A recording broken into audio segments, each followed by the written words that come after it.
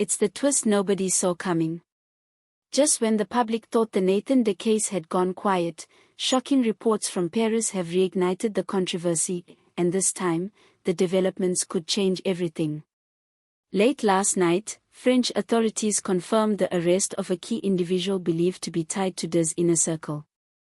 But what makes this arrest extraordinary isn't just who was caught, it's what they were carrying. Paris police reportedly uncovered encrypted drives, coded communications, and classified financial documents pointing to a money trail that reaches far beyond South Africa's borders. European investigators say this may be the missing link that finally connects years of corruption allegations with a global network of financial manipulation.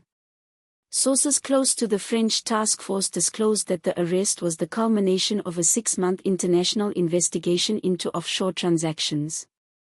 Initially, the operation had been aimed at dismantling a European money laundering ring. In the course of that investigation, however, detectives stumbled upon suspicious transfers originating from accounts in South Africa, disguised as cultural and artistic investments. When authorities followed the digital paper trail, they found repeated mentions of entities tied to the department of former Minister Nathan Mthethwa during his term. These records, far from isolated, formed part of a sophisticated web of shell companies and intricate financial structures designed to move millions through European financial hubs before vanishing into offshore tax havens. French police reportedly seized multiple encrypted storage devices, receipts for luxury assets, and confidential marked documents naming them in correspondence with foreign consultants during the arrest. It was in that moment investigators realized this case wasn't just about money. It was about power, politics, and influence. For years, these critics had accused him of running a shadow empire beneath the surface of legitimate government programs, and now, it seemed the evidence from Paris gave weight to those suspicions. The projects named in the documents included innocuous-sounding items like cultural exchange initiatives and public heritage development funds. But to investigators, these were expertly constructed front operations used to justify massive overseas transfers. As officials began cross-referencing those names against international financial databases, French authorities joined forces with Interpol. Early leaks from that effort show several transactions linked directly to government contracts awarded during this time in office under questionable circumstances.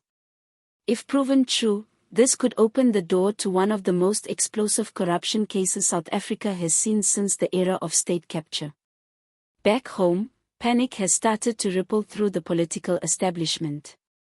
Former allies of Mthethwa are said to be severing ties and seeking legal counsel, fearing the investigation's reach.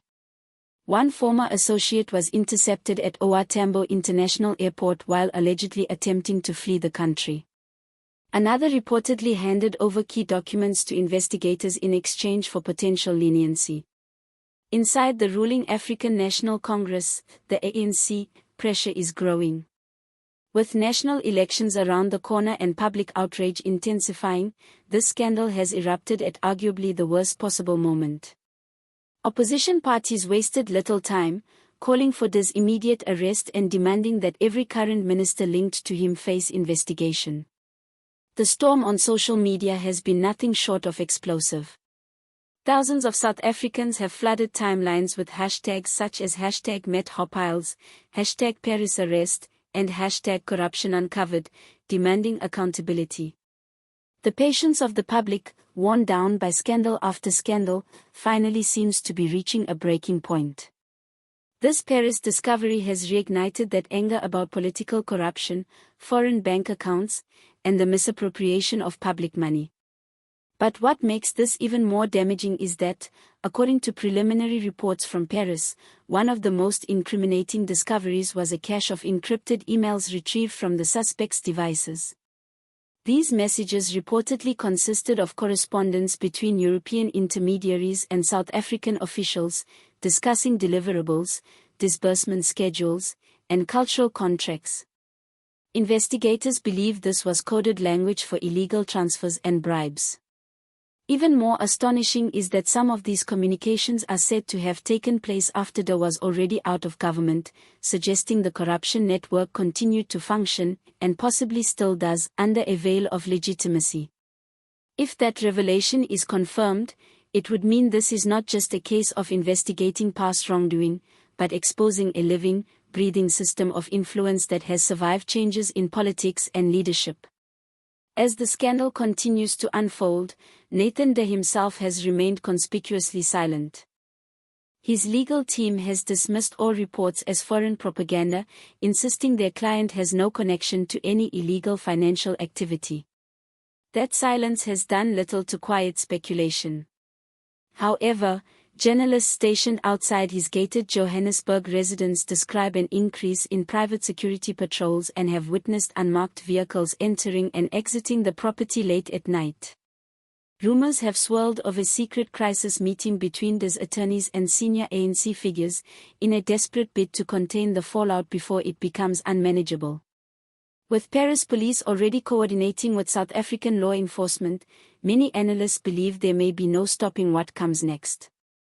The arrest in Paris has far-reaching implications that go beyond De himself, raising disturbing questions about the depth of corruption in South Africa's political and financial systems. How much public money has been funneled abroad under the pretext of legitimate development programs? And how many other former officials might be entangled in similar offshore schemes? Political analysts caution this could unleash a domino effect of resignations, indictments, and international inquiries. If evidence points to coordinated cross-border criminal activity, diplomatic tension between France and South Africa could rise, with both nations forced into a politically charged standoff. With details continuing to emerge, the South African government now finds itself under growing pressure to take action. The country risks further damage to its international reputation, and the alienation of an already disillusioned electorate, if it fails to respond decisively. The ANC, which has endured one corruption scandal after another, once again finds itself in the crosshairs, and for once the scrutiny feels existential. Analysts say the ruling party may be forced to make examples of those implicated if it hopes to restore any semblance of credibility. And as this is unfolding, the public debate has become decidedly cynical. Commentators argue that what's been revealed in Paris is not a singular crime, but proof of a structural problem, a culture of corruption fully entrenched and virtually running itself, regardless of who happens to be in office. The ripples of the case have already reached other corners of Europe, with German and Swiss authorities reportedly scrutinizing parallel transactions that could tie into the same constellation of companies now under suspicion in France. To many South Africans, this scandal is reopening old wounds. It echoes the years of state capture, when billions were siphoned from public coffers while ordinary citizens paid the cost. What has changed today is that the world is watching, and international cooperation means cover-ups that may have protected powerful figures in years gone by will no longer hold. Transparency, accountability, and justice are being demanded, not just at home, but globally, as more evidence comes to the fore. The story of De's influence keeps evolving. Now investigators are focusing on a chain of financial consultants who allegedly acted as intermediaries between De's office and European investment firms. These could be the individuals who played vital roles in laundering money through cultural foundations, private art investments, and charity programs. Each new revelation adds another layer to a story that seems to have no end inside a tangled web of greed, deception, and political betrayal. Late-night talk shows, newspaper editorials, and online commentators are united in one prediction: this could be the case that redefines South Africa's political landscape. If prosecutors can prove that funds meant for national development instead found their way into secret accounts and luxury assets, the fallout may prove historic. It could topple careers, dissolve alliances, and even shift the balance of power within the ruling party itself. Yet amidst the chaos, one truth stands firm: the arrest in Paris changed everything. What began as a whisper of misconduct has transformed into an international scandal with far-reaching consequences. The truth, once buried under bureaucracy and political protection, is finally clawing its way to the surface. Every encrypted drive, every coded message, and every recovered transaction is a fragment of a puzzle forming a picture of systemic rot. Tonight, one thing is clear. The Nathan De case is no longer a South African controversy. It's an international reckoning. One arrest in the City of Light has peeled back layer after layer of lies, revealing a web of secret deals and silent betrayals. The world watches in rapt attention as investigators dig deeper into the empire Day is accused of assembling, leaving South Africans to wonder who's next. If you've made it this far, be sure to like, subscribe, hit that notification bell, and let your voice be heard in the comment section below. Do you think this is the final chapter in the Nathan De saga, or is this the beginning of something much greater? Stay tuned, because what happens next could shake the nation's very core.